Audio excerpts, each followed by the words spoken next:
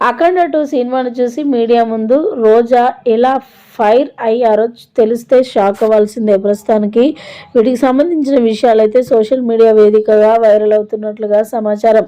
Cinema విషయంలో రోజా ఇంతలా fire అవుతుందని అసలు ఎవరు కూడా అనుకోలేదు.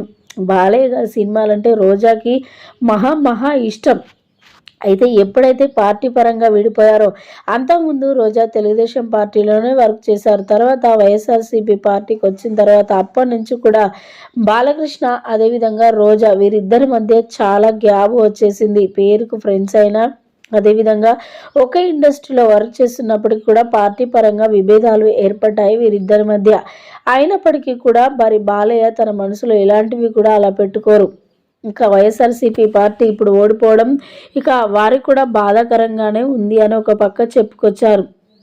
అంతేకాకుండా రోజా గారు రీసెంట్గా ఒక సెలబ్రిటీ కాబట్టి సినిమాల విషయంలో కూడా మొగ్గు చూపుతారు. ఎప్పుడో ఇండస్ట్రీకి చాలా దూరం అయిపోయారు. బుల్లితెరలో చూస్తూ ఉన్నారు ఇప్పుడు. అయితే రీసెంట్గా అఖండ 2 సినిమా రిలీజ్ అవడంతో ప్రతి ఒక్క ప్రేక్షకులు అభిమానులు కూడా వెళ్తున్నారు.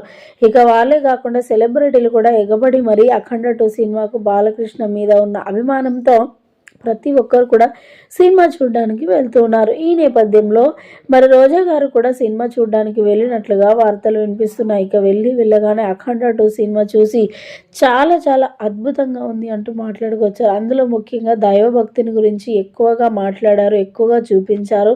అది హైలైట్ అనిపించింది నాకైతే అంటూ బాలకృష్ణ ఇంత అద్భుతంగా నటించాడు అంటూ కూడా ప్రశంసల వర్షం కురిపించారట రోజా బాలకృష్ణపై.